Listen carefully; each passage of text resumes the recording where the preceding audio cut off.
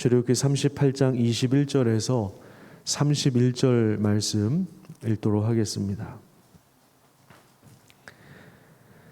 성막 곧 증거막을 위하여 레위 사람이 쓴 재료의 물목은 제사장 아론의 아들 이다말이 모세의 명령대로 계산하였으며 유다지파 훌의 손자여 우리의 아들인 브살렐은 여호와께서 모세에게 명령하신 모든 것을 만들었고 단지파 아히사막의 아들 오홀리압이 그와 함께하였으니 오홀리압은 재능이 있어서 조각하며 또 청색, 자색, 홍색 실과 가는 배실로 수놓은 자더라.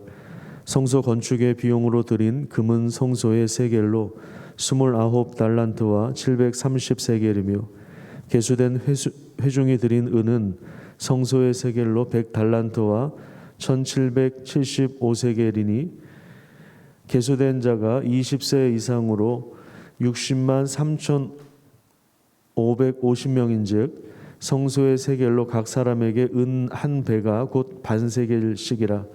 은 100달란트로 성소의 받침과 휘장문의 기둥 받침을 모두 100개를 부어 만들었으니 각 받침마다 한 달란트씩 모두 100달란트요 1775세겔로 기둥 갖고 기둥 갈고리를 만들고 기둥 머리를 싸고 기둥 가름대를 만들었으며 드린 놋은 70달란트와 2400세겔이라. 이것으로 회막문 기둥 받침과 놋 제단과 놋 그물과 제단의 모든 기구를 만들었으며 뜰 주위의 기둥 받침과 그 휘장문의 기둥 받침이며 성막의 모든 말뚝과 뜰 주위의 모든 말뚝을 만들었더라. 아멘. 오늘도 하나님과 동행하는 복된 시간을 보내시길 축복합니다. 오늘 본문 21절에 보면 증거막이라고 하는 단어가 나옵니다. 성막의 다른 이름입니다. 성막을 증거막이라고도 부릅니다. 지성소 안에는 그 언약궤 안에 십계명 돌판에 새겨진 그 말씀 그것을 두었는데 이 증거막이라고 하는 것을 통해서 이 십계명이 얼마나 중요한가를 다시 한번 보여주고 있습니다. 왜냐하면 이제 십계명이 곧 증거이기 때문에 그렇습니다. 하나님과 이스라엘 백성이 서로 언약 관계를 맺었다는 것을 이제 증거하는 것입니다. 창조주 하나님이 이스라엘을 구원하시고 또 그들을 사랑하셔서 그 표시를 담아 두셨습니다. 그 다음에 21절을 다시 한번 보시면 이다말이라고 하는 대제사장 아론의 셋째 아들이죠. 이다말이 어떤 역할을 맡았는지를 보게 되는데 이제 물목이라고 나옵니다. 21절에 물목, 이건 이제 물품의 목록을 말하는 것입니다. 그러니까 이제 이다말이 성막 건축을 위해서 이제 인구 조사를 하고 백성에게서 받은 물건을 관리하며 재정 출납을 담당했다는 것을 우리가 알게 됩니다. 그래서 지금 여기 우리 성경에는 물목이라고 이렇게 번역되어 있는데 합계, 총계 이런 뜻을 가지고 있다고 보시면 됩니다. 그러니까 재정 출납, 인구 조사, 백성이 드린 금과 은과 여러 가지 이제 헌물들을 계산하고 총합, 계산하고 또 그것이 어디에 어떻게 쓰였는지를 자세히 이제 감독하는 그 역할을 했던 사람이 바로 이제 이다말이었구나. 이제 이런 사실을 보게 되고 22절과 23절은 브살렐과 오홀리압 전에 나왔던 인물들을 다시 한번 짤막하게 소개하고 있습니다. 하나님께서 지혜의 영을 부어 주셔서 그 최고의 그 기술자들이 하나님께서 그 성막 설계도를 보여주신 대로 성막을 실제로 건축하는 이 일에 있어서 뭐 이다말도 마찬가지예요. 이다말 혼자서 한 것이 아니라 레위 사람들이 그 일을 같이 도왔습니다. 또 브살렐과 오홀리압도 마찬가지예요. 두 사람만 일을 한 것이 아니라 또 수많은 일꾼들이 있었는데 이 사람들이 이제 총 감독을 했다고 보시면 됩니다. 그다음에 24절부터 28절까지는 금과 은과 동의 그 총합계 그리고 이것이 이제 어디에 사용되었느냐라고 하는 것을 이제 보여주고 있는데 지금 이 단위가 우리가 쓰는 단위가 아니기 때문에 우리가 이걸 읽어도 이게 무슨 말인지 모릅니다. 분명히 지금 한국어로 되어 있는데 무슨 말인지 사실 이해가 되지 않는데 일단은 이렇게 혹시 펜이 있으신 분들은 금의 총량은 대략 약 1톤이다. 이제 이렇게 계산하면 됩니다. 1톤, 약 한 1톤. 이것이 이제 현재 시세로는 그러면 얼마냐? 750억 정도 된다고 합니다. 750억 정도. 그다음에 금은 뭐 우선 뭐 법궤, 언약궤, 뭐 속죄소 뭐 등잔대, 또 회막의 기둥과 연결고리에 이런 데 이제 금이 750억이 이제 여기에 이제 사용된 겁니다. 나눠서 사용된 거고. 그다음에 은은 20세 이상 성인에게서 받았는데 그 총량이 3.5톤이에요. 그러니까 금보다 3.5배가 훨씬 더 많습니다. 뭐 회막벽을 짠 널판들의 받침과 지성소 휘장을 걸었던 기둥들의 받침과 뭐 이런 식으로 얘기해도 잘 우리가 들어오질 않죠. 어쨌든 이런 데에 사용이 되었고, 그다음에 동은 놋이라고 되어 있는데 2.4톤 정도 되는 기둥들의 받침대, 뭐 말뚝, 놋재단, 비품들, 물두멍 이런 데 이제 이 재료가 사용되었다는 것을 우리가 보게 됩니다. 이 성막의 크기는 다른 신전에 비하면 규모는 작았어요. 규모가 그렇게 크지 않았지만 아주 화려한 금은 보화로 장식되었습니다. 이것은 하나님의 영광을 드러내기 위한 것입니다. 하나님이 얼마나 아름다운 분이신가를 드러내기 위한 것입니다. 물론 하나님의 영광은 금과 은으로 대신할 수 있는 건 아니에요. 그건 어디까지나 이제 상징입니다. 그러면 성막의 진정한 영광이 뭐냐? 하나님께서 거기에 함께 하신다는 거예요. 하나님이 함께 하신다는 것이고, 그 다음에 지금 이 백성들이 드린 금과 은과 동, 뭐 다른 물품도 있는데요. 이것을 자발적으로 했다는데 이게 중요합니다. 그러니까 대제사장이 백성들 앞에 나와가지고 이거 니네 이렇게 하면은 너네들 자녀가 3, 4대 복 받고 좋은 대학 들어간다, 이런 식으로 뻥을 치지 않았다라는 거예요.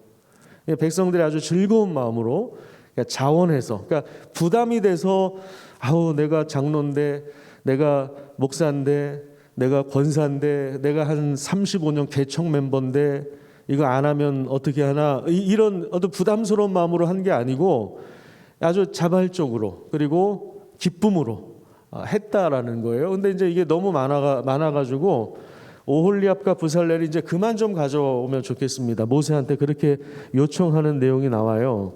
36장을 한번 볼까요? 36장에 보면 2절부터 7절까지 내용이 그 내용입니다. 백성들이 너무 많이 가져와서 그래서 이제 일을 하던 사람들이 일을 중지했어요. 이게 너무 많이 들어오는 거예요. 재료들이 중지하고 모세한테 이게 너무 많이 가져옵니다. 그러니까 모세가 명령을 내립니다. 뭐라고 하냐면 이제는 그만 가져와라. 왜냐하면 넉넉하기, 지금 있는 것도 넉넉하기 때문이다. 이제 그렇게 이야기를 합니다. 막 쥐어짜가지고 대출 받아가지고 한 것이 아니라 아주 자발적으로 너무 기뻐서 하나님의 은혜에 감사해서 출애굽 우리 그 홍해를 갈라주시고 우리를 구원하신 그 은혜에 감사해서 광야에서 물이 없을 때 마시게 하시고 먹을 양식을 공급해 주시고, 그리고 금송아지 사건 때문에 다 죽을 위기에 처해 있었는데 모세의 그 중보 기도 때문에 백성들이 살지 않았습니까? 다시 그 성막 건축이 진행되는 거 아닙니까? 그러니까 이제 백성들이 즐거운 마음으로 자원해서 그것을 드린 거예요. 이게 바로 성막의 영광이 바로 여기에 있는 거예요. 하나님이 함께 하신다라는 거, 그다음에 백성들이 자발적으로 참여했다라는 거, 그다음에 이제 또 한 가지는 뭐냐면 하나님의 영으로 충만한 부살렐이나 오홀리압 같은 사람들이 서로 협력했다는 거. 이다말.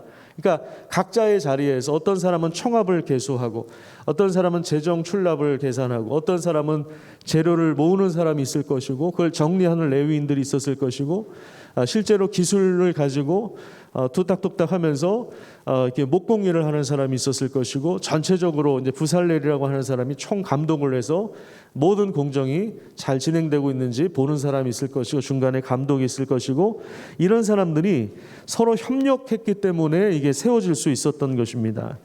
또 강력한 카리스마를 가진 지도자가 뭐 이렇게 전체적으로 그냥 확 끌고 나가는 그런 게 아니고, 또 특정한 사람 소수가 헌신한 것도 아니고, 성령의 주도 아래, 성령의 감독 아래 모든 백성들이 참여하고 하나님이 허락하신 기술력을 발휘하고 기쁨으로 함께 섬길 때 성막의 건축이 아름답게 은혜롭게 이루어진 것입니다. 이것이 바로 교회가 세워지는 원리이기도 합니다. 함께 말씀에 의지하고 우리가 성령의 인도하심에 따를 때 교회는 세워지는 거예요.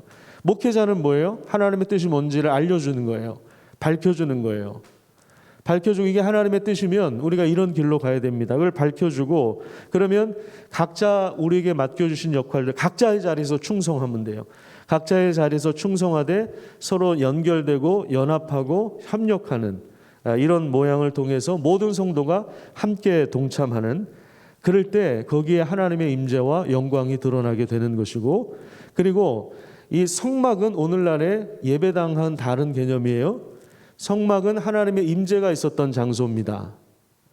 그럼 오늘날의 예배당은 뭐예요? 그냥 예배드리는 장소, 성도가 교제하는 장소, 기도하는 처소 이런 의미가 중요한 의미가 있긴 있지만 만약에 만약에 성전이 예배당이다. 그러면 여러분 금 다 갖고 오셔야 돼요. 집 다 팔아야 돼요. 한 750억 정도 만들어야 돼요.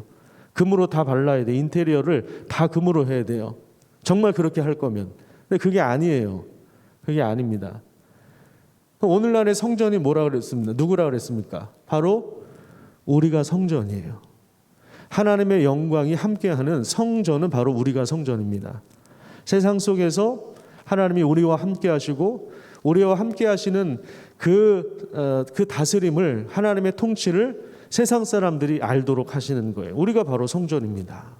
우리가 금과 은으로 된 것이 아니라 영원한 살아있는 하나님의 말씀으로 우리를 구원하셔서 하나님의 통치가 계속해서 우리 가운데 임하는 거예요. 계속해서 우리에게 말씀해 주시고 성령께서 우리와 함께 해주시는 거예요. 그러한 은혜를 받은 사람들이 바로 우리들입니다. 그러니까 우리가 어떻게 해야 돼요? 자발적으로 헌신하고 기쁨으로 헌신하고 자원해서 참여하고 그래서 교회는 특정한 소수가 끌어가는 것이 아니라 모든 성도가 다 동참하는 거예요. 모든 성도가 다 이렇게 동참해서 함께 기도하고 섬기고 복음을 전하고 봉사를 하고 연약한 사람들을 붙잡아 주고 구제에 참여하고 선교에 참여하는 모든 사람들이 조금이라도 참여하는 이게 바로 교회입니다. 그 교회를 통해서 하나님 오늘도 그 영광을 나타내십니다. 영광스럽게 세워지는 교회가 되기를 축복합니다. 자, 묵상 포인트 오늘 세 가지. 첫 번째는 성막은 증거막이다. 하나님이 우리를 사랑하신다는 강력한 언약의 표지가 되는 것입니다. 두 번째, 모세의 명령대로 각자의 자리에서 순종할 때 성막 건축이 순조롭게 이루어졌습니다.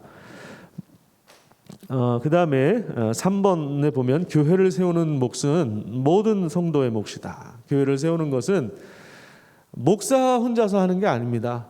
목사 혼자서 끌고 가고 성도들은 목사 도와주는 가끔 밥 사주고 이런 정도가 아니에요. 성도들이 사역하는 거예요. 목사는 뭐예요? 하나님의 뜻이 이거다 이렇게 밝혀주는 거고 사역은 누가 하는 거다? 성도가 하는 거예요. 성도가 섬기는 것이고 성도가 복음 전하는 것이고 교회를 함께 세워가는 거예요. 목사는 방향 제시를 하는 사람들이고 코치를 해주는 사람들이고 연약한 사람들하고는 이제 함께 가는 거죠. 그게 이제 목회자의 역할인 것입니다. 모든 성도의 몫이라는 거 여러분 꼭 기억하시고 이 시간 함께 깨어서 기도하는 것이 그게 바로 하나님의 일에 참여하는 가장 중요한 방법입니다. 오늘 새벽에 운행하면서 오다 보니까 우리 할머니 권사님들이 늙으면 쓸모가 없다고 그러니까 또 옆에서 뭘 쓸모가 없냐고 기도할 수 있지 않냐고 그래요. 그게 제일 중요한 거예요. 사실은 제일 중요한 겁니다. 쓸모없는 사람이 한 사람도 없어요.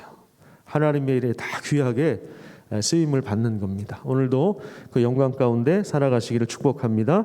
기도하겠습니다.